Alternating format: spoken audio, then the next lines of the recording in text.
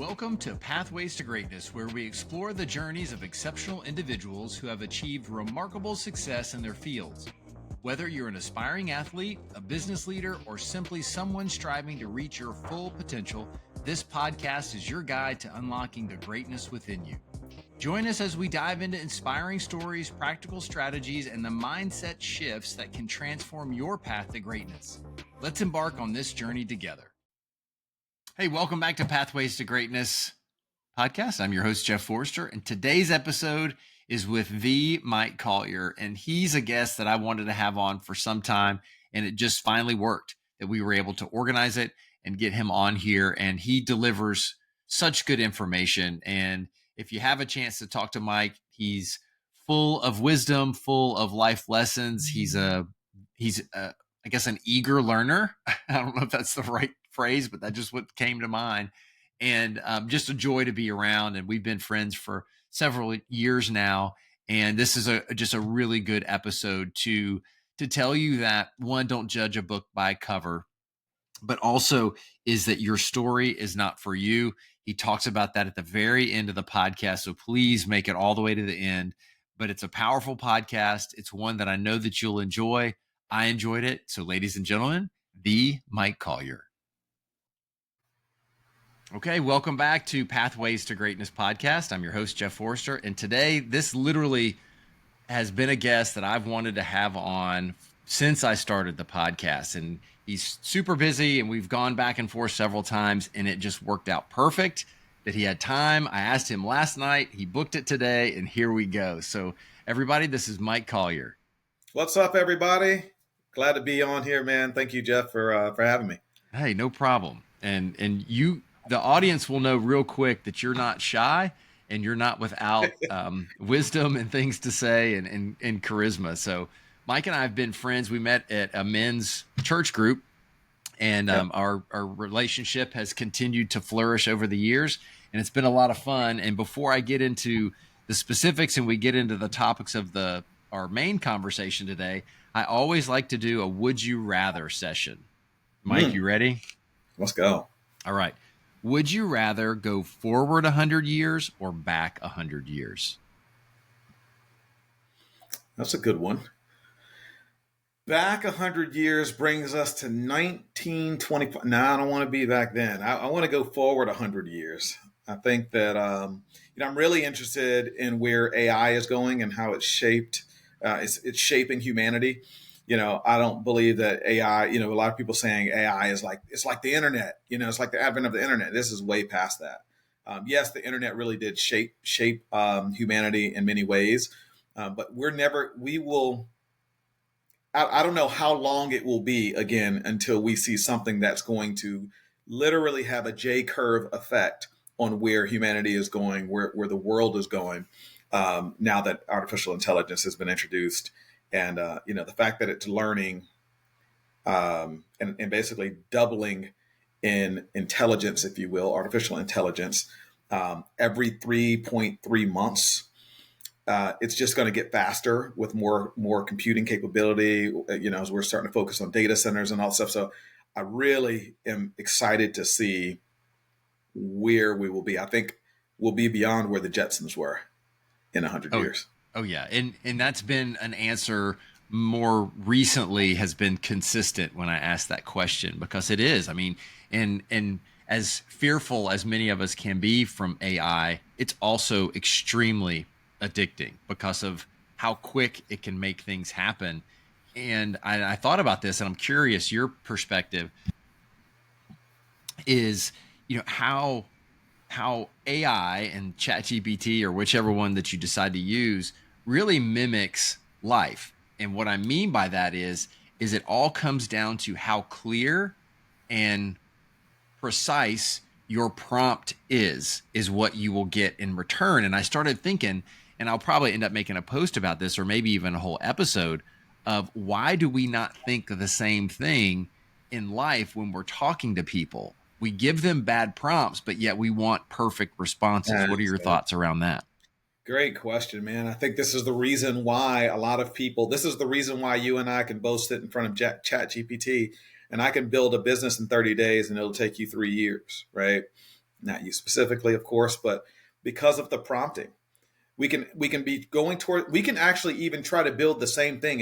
If someone tells two people right now what they're trying to build, they don't tell them how to get there, but you're going to be using artificial intelligence, you're going to be using whatever, let's say Chat GPT, and you are to build a bicycle shop.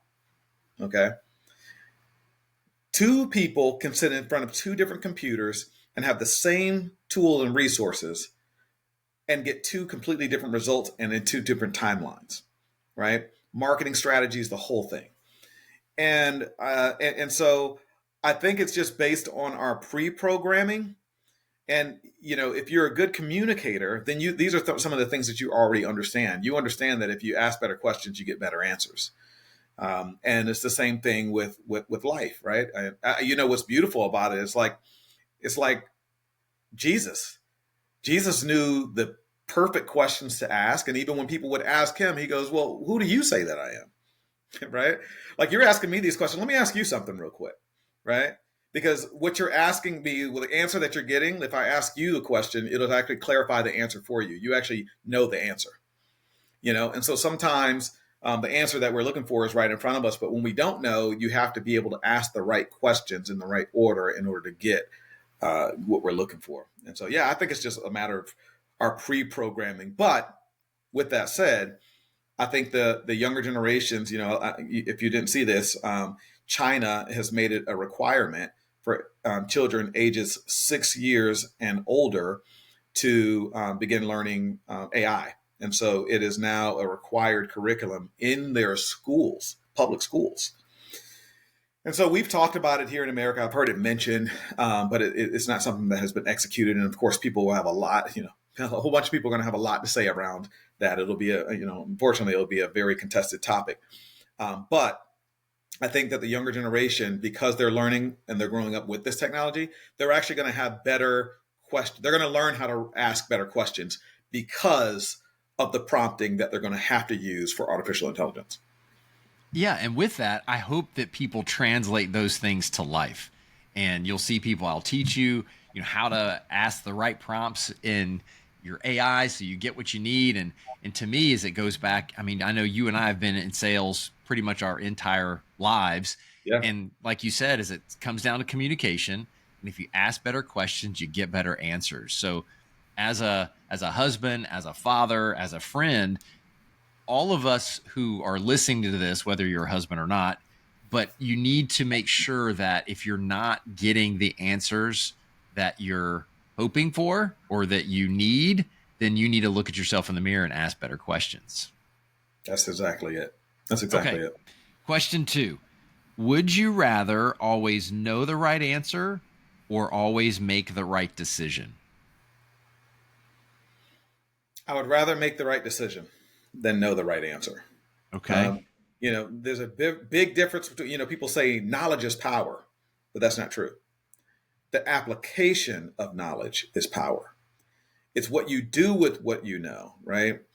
It's the hearers and the doers, right? And so that's where it's like, all right, well, am I just acquiring all of this knowledge, as people like to say, mental masturbation, right? Am I just enjoying the idea of learning all of this stuff, and that's what makes me feel good? Or am I actually executing and working towards something? It's the man in the arena, right? The man in the arena was the one who was willing to take the risk and get out there and do it, while others, laughed, pointed, and scoffed. He was the one that gets the reward at the end of the day, right? It wasn't about what he knew or what he thought he knew. It was about what he did. The episode that's out before yours that I just recorded, it's about Philip and the Ethiopian eunuch, about joining the chariot, is that you have to take action. The one before that was Zacchaeus climbing the tree. Like, he wanted to see Jesus. So he only had two options: either climb up in the tree or probably not get to see Jesus. So he took the action regardless of how it would make him look or feel. Probably foolish. People look down on people climbing trees, and they definitely look down on Zacchaeus. And so he's like, forget it, I'm going up. So to your point, is action is so critical. And I like what you said about how often we do things just to make us feel good. It's the consumption of the information. I'm 100% guilty of it. I listen to books. I listen to all these things. Go to the I even conferences. listen to my own podcast, and I don't do everything that I hear other people say or that I even say. Yeah. Yeah, it happens. I mean, I'm in the real estate space, right? So obviously, we have all conferences and all these meetings and all these things that we can go to, platforms we purchase. And, the fact is, like, it's not because you don't know enough. You're not successful or as successful as you want to be because you don't know enough. It's because you don't do enough. Do you think we get distracted by all the fun little bells and whistles and staying busy versus staying productive? Yeah. I mean, distraction is the number one cause of failure, I believe. Think about, I mean, when you think about even just in life, again, as we relate it to life, distractions are the cause of most accidents. But what do we say? Accidents happen. It's just a fact of life. We expect accidents to happen. Well, how do most car accidents happen? Somebody got distracted along the way, right? And so when we look at an accident, whether it's in the physical sense or when it's, a business decision that we've made, many times we've gotten distracted and started focusing on too many of the wrong. I wouldn't even say it's not even sometimes that we're focused on the wrong things. It's just that we're not focused on enough of the right things. It's like me in college, man. My first 2 years in college, they were fun. They were fun. They were so fun that I got kicked out. And I was sent home and, with a letter saying, hey, you've lost your scholarship. Back in Georgia, we had something called Hope Scholarship. And if you maintained a B average or better in high school, then you can get this Hope Scholarship as long as you went to a local university and in-state university. And so I did. And, when people were like, man, what happened? Yeah, I said, you know what? I had to think about it. And I said, at the end of the day, it wasn't that I was doing a whole bunch of the wrong thing. I wasn't like partying every night and doing, I don't drink like a lot of people other drink and do some of the, hard stuff that people do. But it wasn't that I wasn't doing a whole bunch of the wrong thing, but I wasn't doing enough of the right thing, right? I would study, but was I studying enough? Right? Was I taking the right notes? Was I hanging around the right people? Most of the people that I hung around, no knock on education majors, but many of them are like education majors and all that kind of stuff. I personally was an electrical engineering major. So who do you think I probably should have been hanging out with, right? People who were excelling in the classes that I was taking, not people who had an extremely light workload and could go to the parties and go do the things and still be okay, right? Because they'd be able to get that teaching degree. But that's not what I chose to do. So it wasn't that I was hanging around the wrong people. I just probably wasn't hanging around enough of the right people to have the right positive influence on me. And so it's easy for us to get distracted, but those distractions could be the cause of whether or not we succeed or fail. And that goes back to what you said, is making the right decision. Whether you know it or not, you would have just naturally, again, if you had that special power to always make the right decision, you would just hung out with the right people. You would have done the right things. You still would have had fun.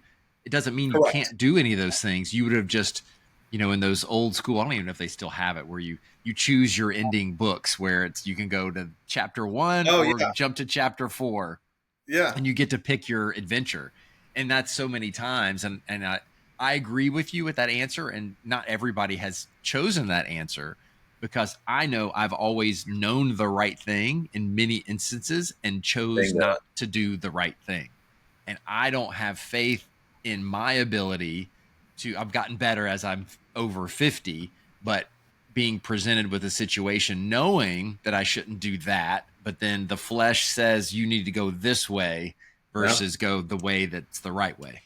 It's like Jiminy, man. Jiminy Cricket says, "Let your conscience be your guide." Right? Yeah. We know what we're supposed. Most of the time, we know what we're supposed to be doing. But yeah, and that over there looks a lot more fun, and it looks like a lot shorter path, right? But what you don't see is that, like, you see the beginning and you see the end, and it looks like a shorter path. But once you get to the top of that ridge, you actually see that there's a whole valley that you have to traverse, in order to get to what you thought was the end. It ended up being the shortcut that you thought you saw. actually ended up being the longer path. Yep. And that's great. I've got two more questions. I want to come back to that because that's all about pathways to greatness. And I know that your recent 5-6 years resembles that description so very well. So very well. And that's why I wanted to bring you on today because it's such a great story. Okay. Two more questions. One is, would you rather have pizza or tacos? Tacos. What kind? Oh man, I think chicken tacos. I don't need a lot of toppings, so I don't necessarily. I'll say so on the cheaper end, quick, convenient. I love that Doritos taco that they have over at Taco Bell. That I love that thing. But I know that that's not a real taco, so don't come for me, y'all. I know that's not real tacos, but if I was to go with real tacos. I like a flour tortilla because the corn tortillas just tear so easily. And then I like, either usually shredded chicken or shredded beef. Very simple. Lettuce, tomato. I don't do a lot of salsa unless it's a corn salsa. And I'll put a little bit of heat on there. No jalapenos. I don't eat jalapenos, but a little bit of, slap your mama sauce on there. Just a little bit. When you were talking about Taco Bell, I was like, okay, clearly if we go back to question number 2, he has not really adapted knowing, always making the right decision because a Doritos taco from Taco Bell is not the right decision. That is the quick and fun route, but that is the longer route that I probably want it to be. That's right. It's so funny how life just resembles everything. Okay. Man. If you came with a warning label, what would it say? Ooh, that's a good one. If I came with a warning label, I would probably say objects in mirror may be closer than they appear. So what you see might look like, see, a lot of people look and they judge a book by their cover. Most of us do. We judge when we prejudge, prejudice. But we don't know what God has planned for each other. And I've been shortchanged and short-sighted by a lot of people who said, oh, well, this guy's got a long way to go in order to be able to do this, that, or the other. Case in point, when I was at Disney, worked at Disney for 12 years and became a Disney ambassador. But prior to being selected as a Disney ambassador, I'll never forget, man. I found out about the storied history behind, the Disney Ambassador Program, which was started by Walt Disney himself, celebrating the 10th anniversary of Disneyland in California, and a new one is selected each year, and all of this stuff. And then it continued into Walt Disney World's legacy, and I'll never forget how I was told by more than a few cast members that you haven't been with the company long enough to be able to be selected as a Disney. You've only been with the company for a little over a year. There's people who've been here for 5, 10, 15 years and they still don't get it. And obviously, long story short, I didn't listen to that. I actually used that as the fuel to push me. And out of the 65,000 cast members that then worked at Walt Disney World in 2006, I was selected as one of 2 Disney ambassadors to represent the company, in that year. And so, objects in mirror may be closer than they appear. Don't judge me. Don't prejudge me. Don't short-sight me because you might get surprised. I like it. And it's an important lesson, like you said, is that even we do that to ourselves. We prejudge something like, I could never do that, so I'm not even going to do that. Or, it's that imposter syndrome idea of well, who am I to even think that? So we sell ourselves short all the time. All the time. Absolutely. Well, Mike, I started Pathways to Greatness 3 years ago now to bring on people like yourself to share definitions of greatness, share your story. Because ultimately, like you had just so well said, is that life is not a straight line. It's ups and downs, twists and turns. We just have to make sure we understand how to navigate a lot of these obstacles, the roots, the rocks, all those things that come along in our path. And then understand that everybody has a different definition of greatness and everybody has a different pathway Correct. to obtain that. Even though, like you said, is that we could have the same goal in AI, but our paths to get to that end result's going to be different, most likely.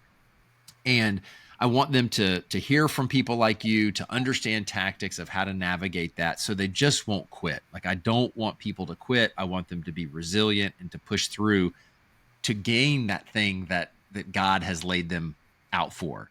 So with all that Absolutely. being said, what would you say your definition of greatness is? Excuse me.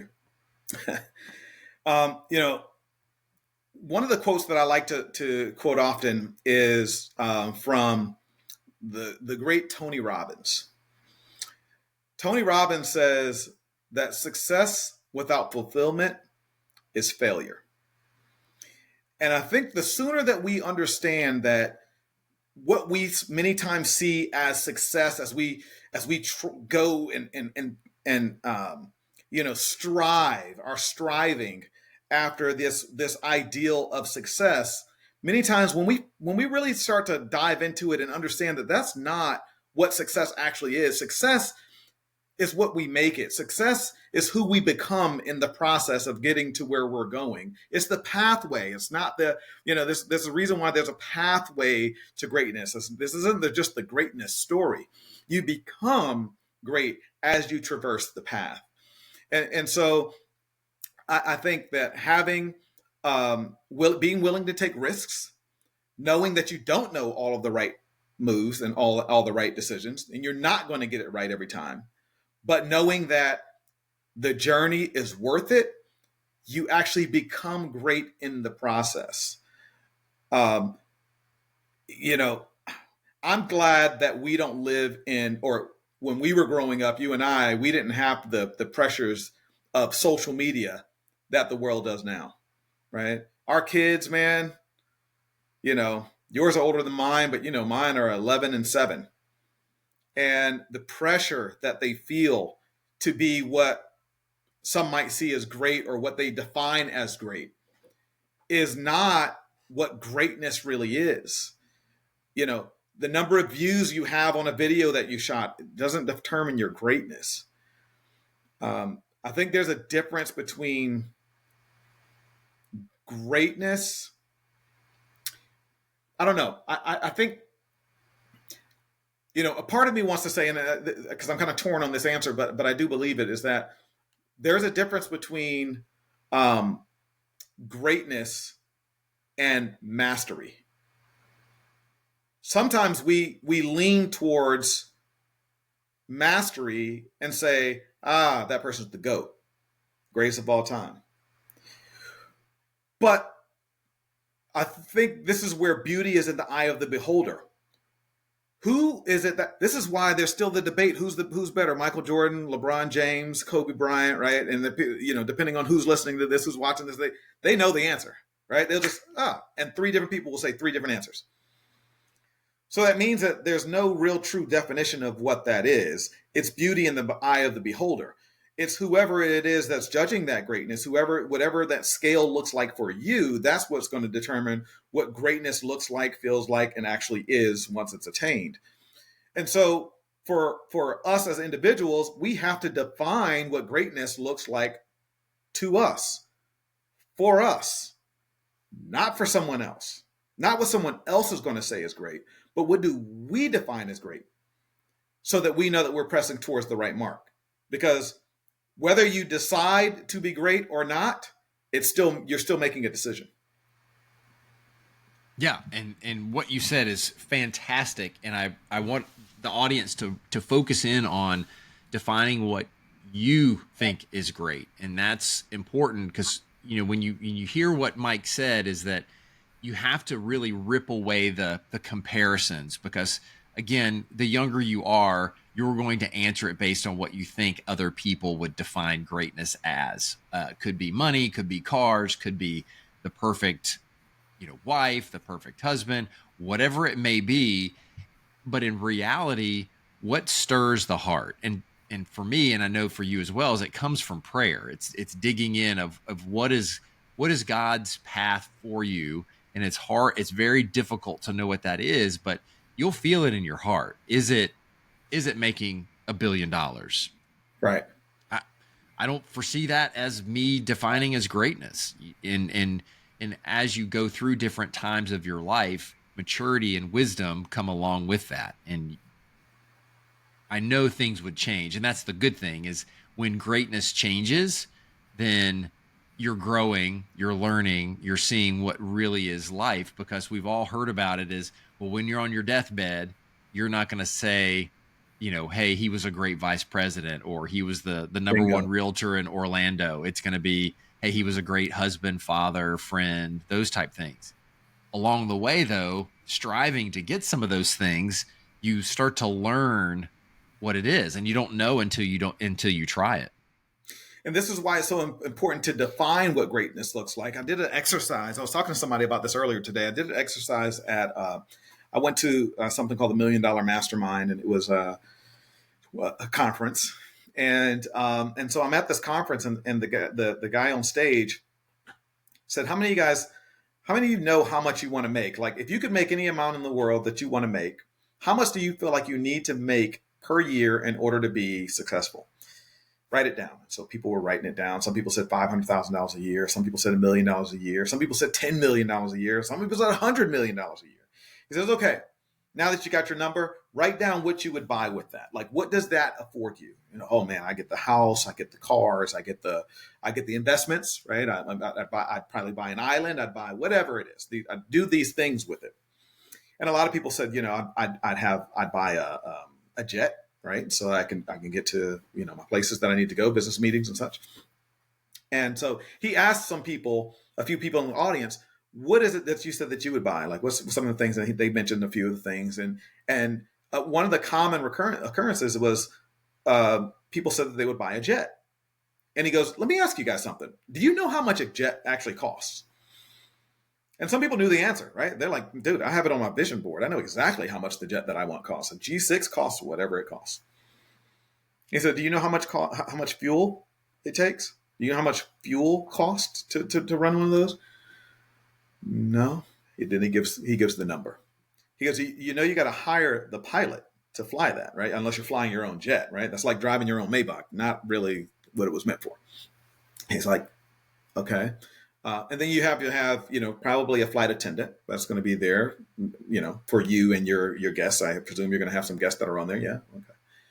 And so we start talking about these things, and it's like, it's millions and millions of dollars, per year to have your own jet. And he goes, but did you know that you can actually rent a jet, and you can do it for a fraction of the price? You can actually even timeshare a jet. That's where NetJets even came from, right? You can actually, and he goes, so you have to ask yourself the right question. Do I want a jet, or do I want access? And if all I need is the access to a jet when I need the jet, then I no longer have to strive as hard as I thought that I have to strive to make the $10 million a year. I could actually be okay with a couple $1 million a year. Maybe I don't have to make the $500,000 a year. Maybe I only need to make $200,000 or $250,000 a year and be good. So are we asking ourselves the right question because we're striving often to head towards something that we think that we actually want or think that we actually need? But when you actually start asking the right questions, you start realizing that you're many times striving in vain. And in the midst of all of that striving, you said that you were doing it for your family. You said that you were doing it for your kids. Those people, those things are the reason why. Your why. What's your big why? It's my kids. What's your why? My wife, my family. But those are the same people that you're not spending much time with because you're constantly striving. So it's not so much who are you doing it for, but if you say that those are the people you're doing it for, what are you doing with them? Because that matters too. So we have to get away from this striving idea, striving for greatness. Yeah, I agree 100%. And it's that additive, the grind. I just got to keep grinding, just keep grinding. Well, there's always something to do. But if you don't know your values and you don't know your why, like you said, as if you're doing it for your family, how are your decisions aligning to making them number one in your life here on earth, kind of thing. Yeah. Um, and and I really appreciate you sharing that, and that really carries over very well into your story. And when Mike and I first met, he was in a transition from Disney into real estate. And if anybody knows real estate, it's tough. It's really difficult. Yeah. And that wasn't that 5 years ago, or was it six Yeah. years 5 years ago ago. now? Yeah. And I Maybe six, remember but yeah. I remember he and I had discussions about what his goals were from his first or second year to his third year. And now, if you follow along with Mike, you would think he's an overnight success. You would think that you see his success, like, man, I wish I was where Mike was. But just like you had said about pathways to greatness, is that people don't see the 5 years, they see 2025 Mike. So I would love for you to share your story of your pathway, because it has so many things that I know that you've shared with others publicly. So I've felt comfortable asking you this question about how you've gone through the tough times to get to where you are now, and how other people can do the same thing in their life. Yes, absolutely. Happy to share it. So there's a lot of ups and downs in this story. But again, it mimics real life. And this is, this is my story. So I originally born and raised in Atlanta, Georgia, and I came down to Orlando in 2004. And I came down for the college program, the Disney college program. So Disney college program is a program where, you're working there for 6 months and they can assign you to whatever job. And I had a really cool job of checking people in at the front desk of Coronado Springs Resort, which was really cool because, I knew that I was moving from Atlanta down into Orlando. And one thing I knew if I knew anything about Florida, it was hot. And I didn't want to be in a parking lot. I wanted to be inside of a resort or something, AC. And so they put me inside of a resort. So that was cool. But then I ended up getting promoted out of that role and ended up being a manager at one of the resorts at Disney, the Disney's Contemporary Resort. So I was a concierge manager there and leading cast members. And that's where I had decided that I was going to, audition for this Disney ambassador role that I'd learned about. And so in 2006, I became a Disney ambassador. And that was a 1 year role. You're only assigned for 1 year at the time. Now it's 2 years. And then in 2007, I began working with Disney Vacation Club, selling Disney's version of timeshare. And so I was doing that. And again, you and I just talked about, we love sales, we love people. So that was great. I became a top salesperson there. And as I moved up the ranks in that, they promoted me to becoming a Disney Vacation Club salesperson on board the Disney cruise ships. And so now I'm selling Disney Vacation Club on board the Disney cruise ship. So I'm traveling all over the world. I'm not married. It was great. And so I've been as far west as Alaska and as far east as St. Petersburg, Russia, and pretty much everywhere in between, sometimes many times over. And so I've seen the world, I've cultured and have great friends. I'm having great experiences. I'm making great money. In 2012, I got married. 2014, we had our daughter, my daughter. And then in 2016, I had to make a decision. Because my daughter was getting older.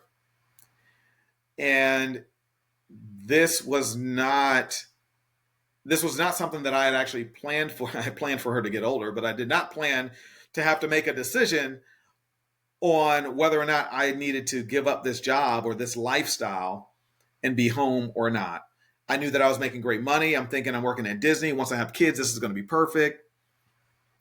But I had to decide on whether I was going to be continually striving or chasing the money or the moments.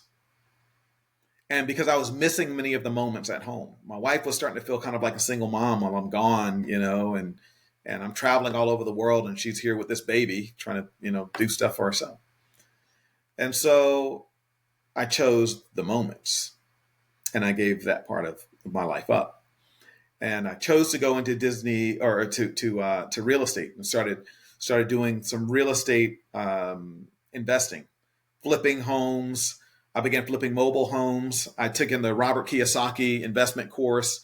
And, so I learned a lot about it. And that's actually where I learned about flipping mobile homes. So I started doing that and had some great success and, some wins and lessons in the flipping side of things on single family homes.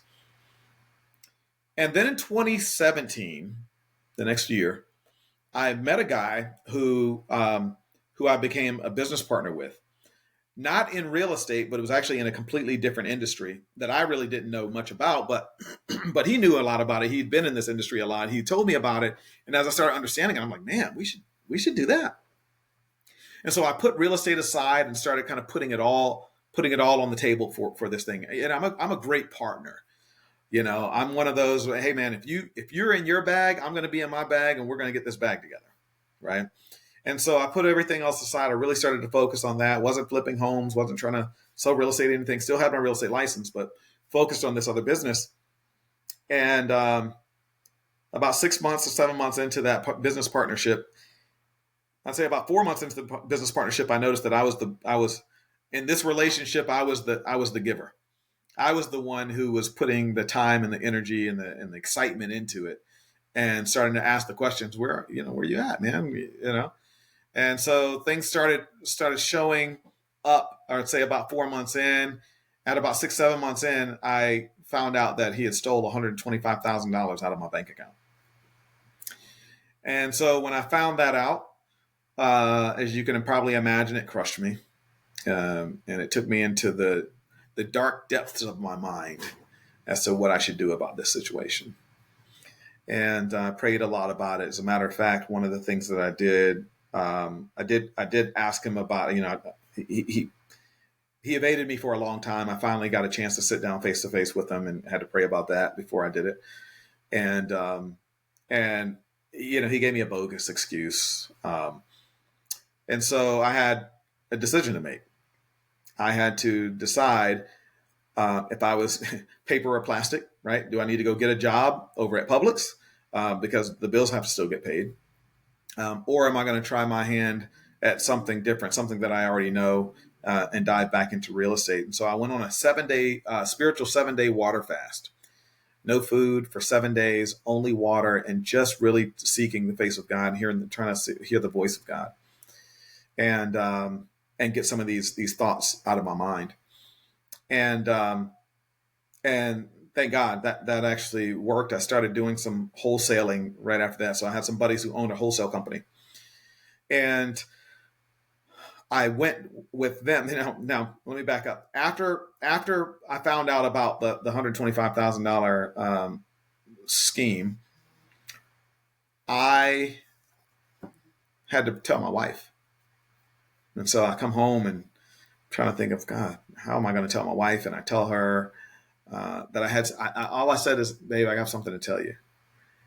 And she goes, oh, I got something to tell you too. And I was like, you go first. And she goes, we're pregnant. She's pregnant with my son. She goes, what did you have to tell me? I said, you know what? I'm so excited right now. I can't even remember what I was going to tell you.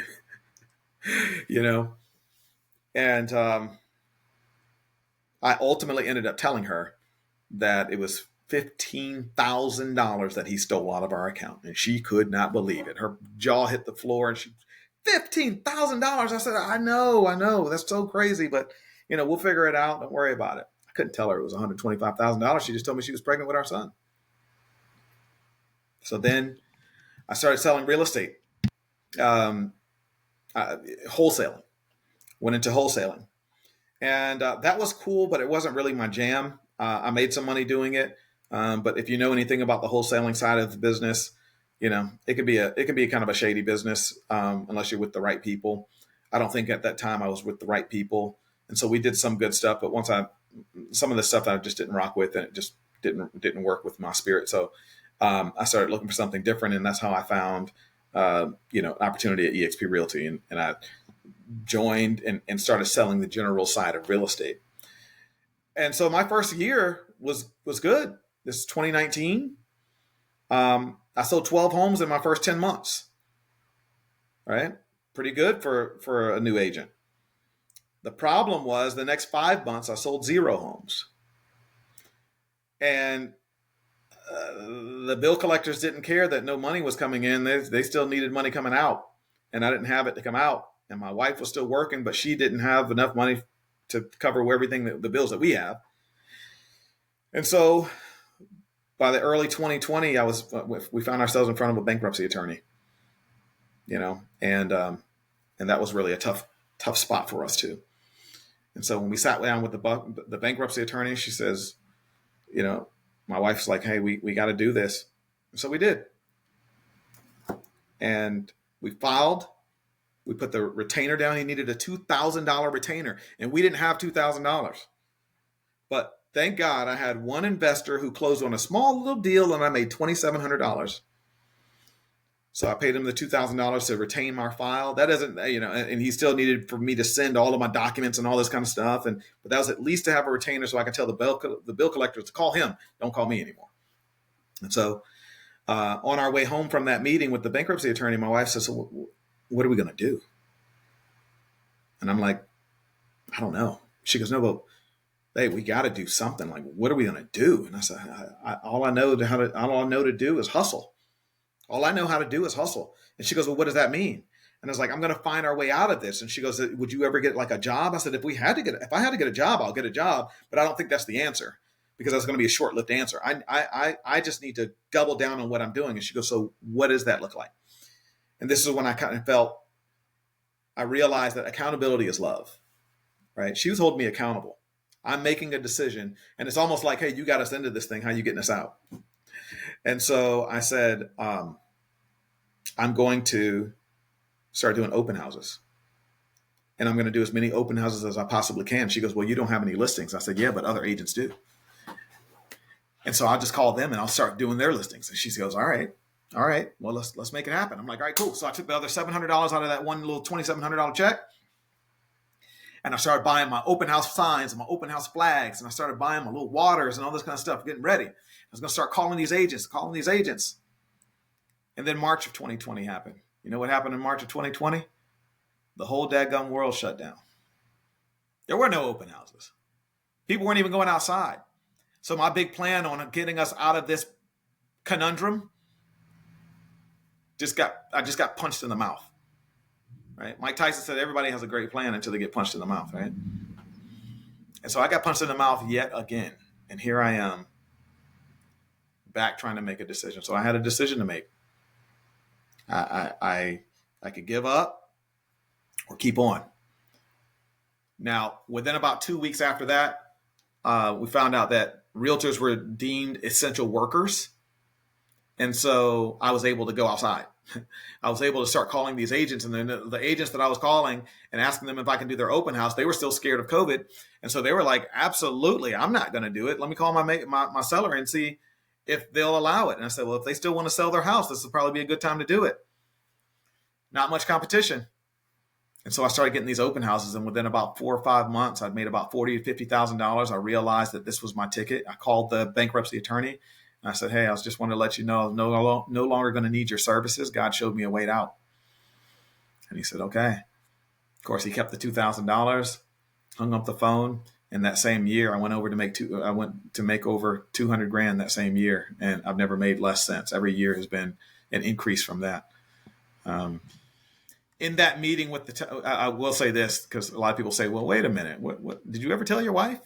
In that meeting with the bankruptcy attorney, he goes, all right, tell me the whole situation. What do you got going on? Who do you owe? Blah, blah, blah. And I said, hey, man, and there was this one business partner who stole, some money from me. And he goes, well, how much? And he's writing it down. And my wife goes, $15,000. And he goes, 15,000. I said, well, it was a little bit more than that. And he goes, how much more? And I said, $125,000. And my wife looks at me, and she just gets quiet. And that's when I knew I was in trouble. And I bet you were in more trouble because you didn't tell her the truth more than the $125,000. Bingo. When I explained why I didn't tell her, she completely understood it. I mean, sure. I'm still going to have to find our way out anyway. And we did. But man, my life has been a series of highs and lows, and that obviously that starts way before that. But yeah, it's been a blessing. It's been a journey. Yeah, for sure. And thank you for sharing all that. And that was what I wanted the audience to hear is one, not just the challenges that you faced, but the fact that you found solutions. But at one point, you needed to be called out. And that's what's so important about having one, being equally yoked with your spouse. That's Yeah. one big thing. And then the other part is having people around you that will call you out. Say, okay, well, yeah, you got a great plan. You're going to get us out. Now tell me, how are you going to get us out? I'm just going to do it. That's not enough. That ain't the And plan. we need to have that same conversation with the person in the mirror. And I'm preaching to me right now because I'm in Yeah. that position where I've got to tell myself what I'm willing to do. And that's the other key word is what are you willing to do? Because whatever you do, just like Mike said earlier, you're going to have to make a sacrifice somewhere else. So is what you're willing to do or what you need to do enough that you're willing to sacrifice something over here? If it's spending time with your family, if it's some of these things, maybe you don't want to do plan A. You want to go to plan B because the family's important. So, in that time, what were some of the critical, like real life skills that people could apply that you learned during that time? Yeah. One of the big things that come to my mind is seeking wise counsel. I think that gets so underestimated. We talked a little bit earlier in the podcast about going to all these conferences and all this kind of stuff, and this, this mental masturbation of like learning all the stuff, but never actually doing anything with it. What is it better to know the right things or do the right things? And I think probably up to that point, I probably would have answered and said, knowing the right things to do, right, versus doing the right things. And but what I learned in that was, man, I needed to get around people who were smarter than me, people who not only smarter than me, because let me rephrase that. It was not just smarter than me, but people who I'm aligned with. Looking for proper alignment.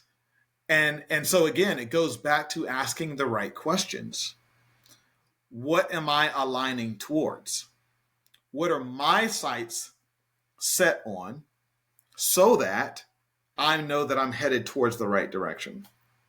Because whatever you look at over time, this is one of the reasons why so many civilizations throughout the Bible's history, even predating Jesus, God wiped off the face of the earth, or those people had to be exiled. Happened with Israel, happened with Judah, happened with right. But one of the biggest reasons is because they turned their hearts away from God. They turned their eyes away from God. And what did they start looking at? They started looking at the idols. They started looking at the people of that land and start taking on their identity, right? And so what happens is, like, whatever you start facing putting your eyes on and focusing on are the same things that actually begin turning your heart. So that's why we have to put our eyes on Jesus and focus on Jesus, because then he starts to change our heart, changing our identity.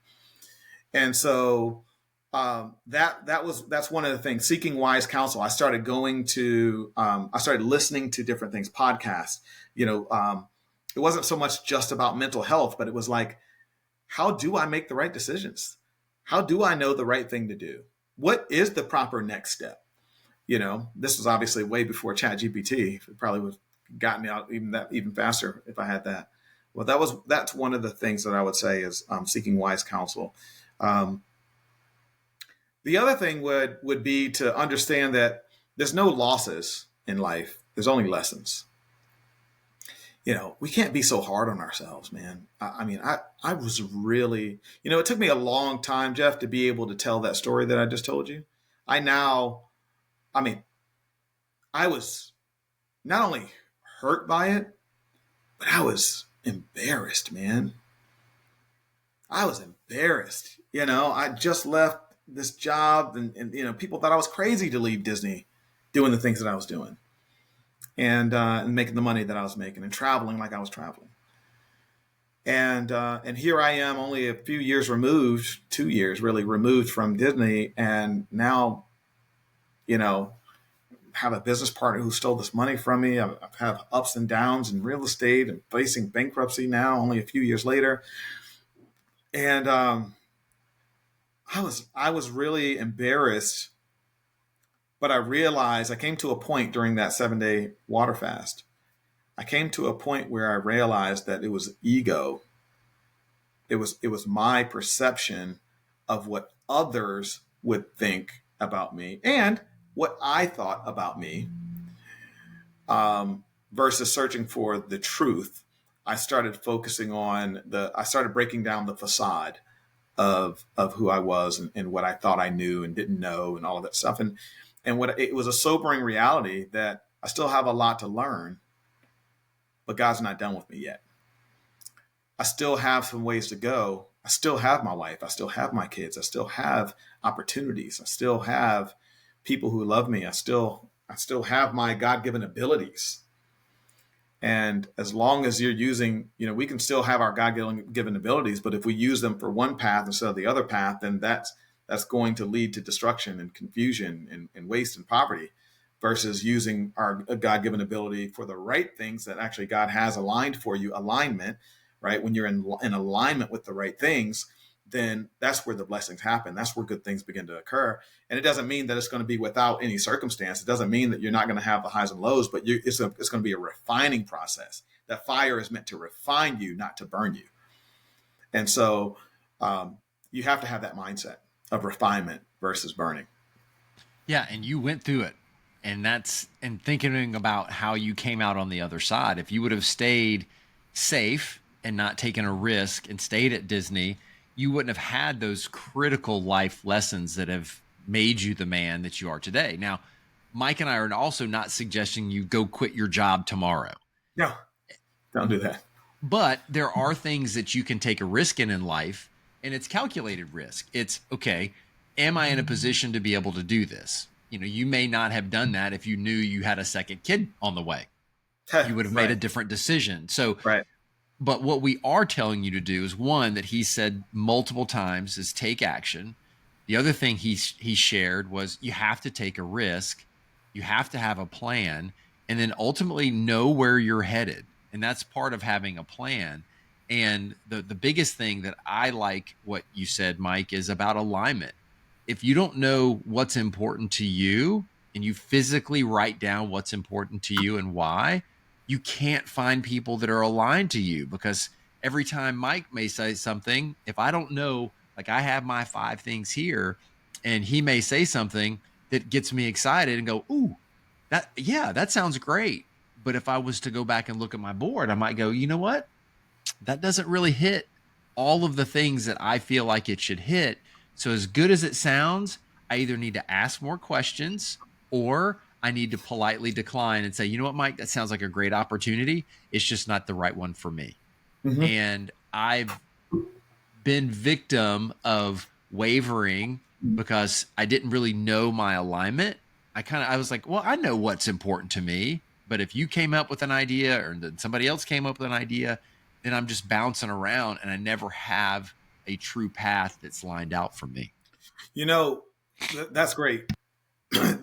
The thing, especially with men, we tend to do this quite often. See, women, dude, they'll talk about what they're thinking about. They'll talk about it with their girls, and their girls will be like, girl, you should do that, or girl, you shouldn't do that, or whatever it is.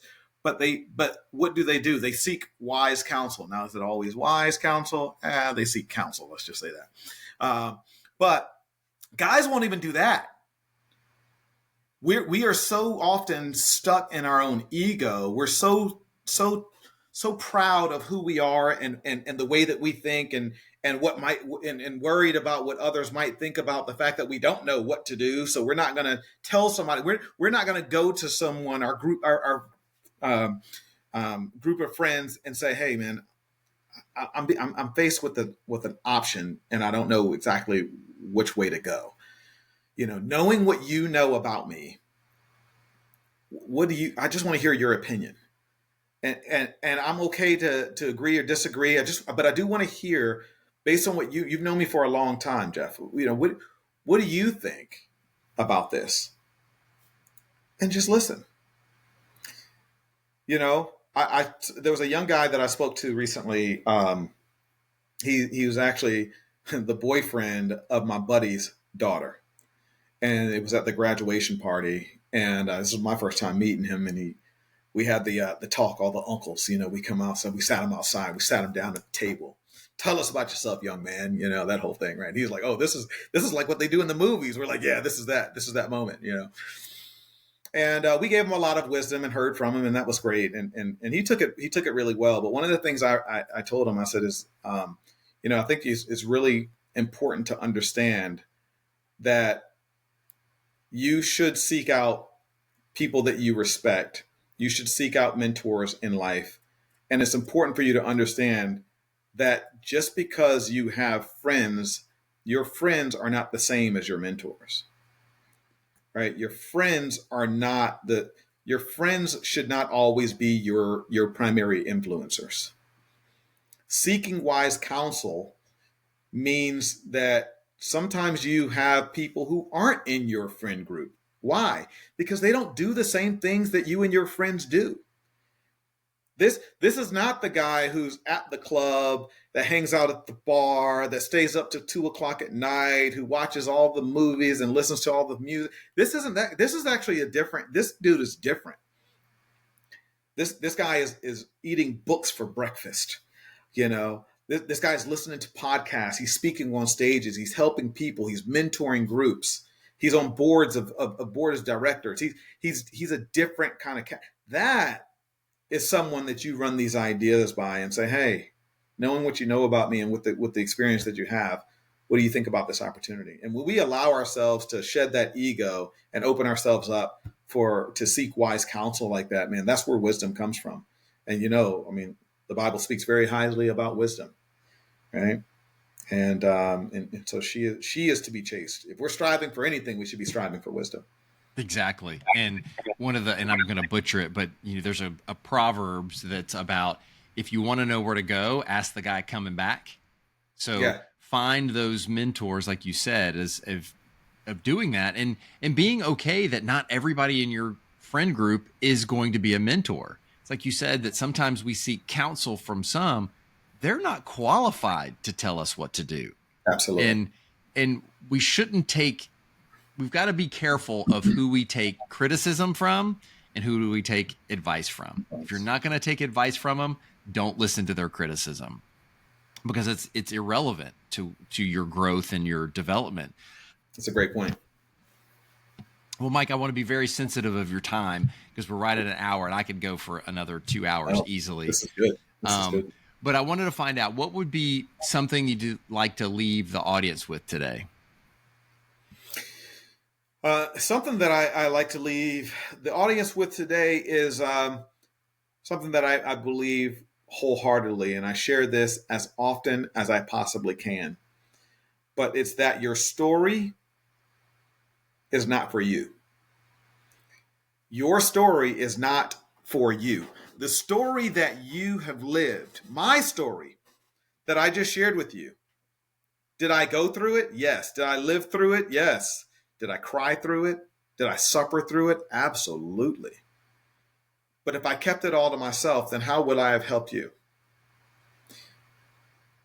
Your story is meant to shape you. It is meant to refine you. As bad as it was, that challenge that you faced, right? That divorce you went through, that death that you witnessed, that whole, whatever those things are, it was meant to shape you, right? Genesis 50:20. What was meant to harm me, God meant it for my good. It was meant to refine me. But it wasn't just for me. It was so that I can share my story with others, so that others can see themselves in my story and know that they are seen and feel seen in the process, and say, you know what? Either I'm going to it, I'm going through it, or I'm just coming out of it. And I saw myself in that. And now I feel empowered to go help others. See, that's how we become a light. We are a torch. We are a light, but that light was meant. I think often when we say, oh, be a light in the world, be a light in the world, we forget that being a light truly means, like, back then, in biblical times, there was no switch that you turned on. That wasn't the light. The light was a torch. And how did you light the other torches? You leaned on one and you lit it, and it lit up. And you did the same thing over and over again. But that fire itself was an infinite source because it came from the one true source. And so your story is not for you. That's what I want to leave people with. And if it encourages someone to be more bold about telling their story in a world that's so desperately in need of hearing it, if you can shed your ego enough and realize that it's ego that's keeping you back from sharing that hurtful, that harmful story that you went through, just remember you made it out. And you might be able to be the one that's going to help somebody else come out too. Let's go. Man, that was awesome. Thank you. Now, how can people find and follow you? Yeah, follow me on Instagram at the Mike Collier. I have a podcast that I'm starting. I'm sorry. I'm doing a lot right now. I'm trying to actually plug in before my computer dies. So give me just a second here. But hold on a second. Okay, yeah. So you can follow me on all my social channels. The Mike Collier is the best way to do it. That's where you're going to find me. But I also have a podcast that I'm coming out with that I'm very excited about. It's going to launch at the end of this month. It's called the Leverage Lounge Podcast. Okay. The Leverage Lounge Podcast is going to help listeners learn how to scale a business from the beginning to the end. One of the biggest problems that I find with small business owners is that most small businesses stay small. Why? Because one, they don't seek wise counsel. They don't know who to ask or what questions to ask. And so that's what I'm hoping to be. I'm hoping to help to be that wise counsel to people who want to grow a business, whether it's in real estate, whether it's in you're a restaurateur, whether you're a small profit organization that wants to be a bigger profit organization, nonprofit organization. These are what I want to be a wise counsel for. And that's not to say that I have all the answers, but my goal is to ask the right questions to be able to get enough of the right answers so that I myself would also learn from these wonderful people that I'm going to be talking to, but also be able to share that wisdom with my audience. And so I believe we were called to bigger things and to help more people. And I truly believe that the more people we help, the more money we can make. And so, but what's really cool is the more money you make, the more people you're able to help. And so if I can be any part of that process, then I know that I've done a large part of what God put me here for. I love it. And I'll get all of that information from Mike. I'll put it in the show notes, and then you can always reach out to me. I can connect you with him. But Mike, hang on one second. But thank you so much for today. I took a page of notes, and I really appreciate it. Absolutely, man. Want to do it again sometime soon. Let's go. Yep. Well, ladies and gentlemen, the Mike Collier. Thanks for joining us on the Pathways to Greatness podcast. We hope that today's conversation inspired you to take steps towards your own greatness. Remember, every journey starts with a single step. If you enjoyed this episode, please subscribe, leave a review, and share it with someone who might benefit. Actually, share it with 3 people that you might think it might benefit. Until next time, keep pursuing your passions and carving your own path to greatness. Take care.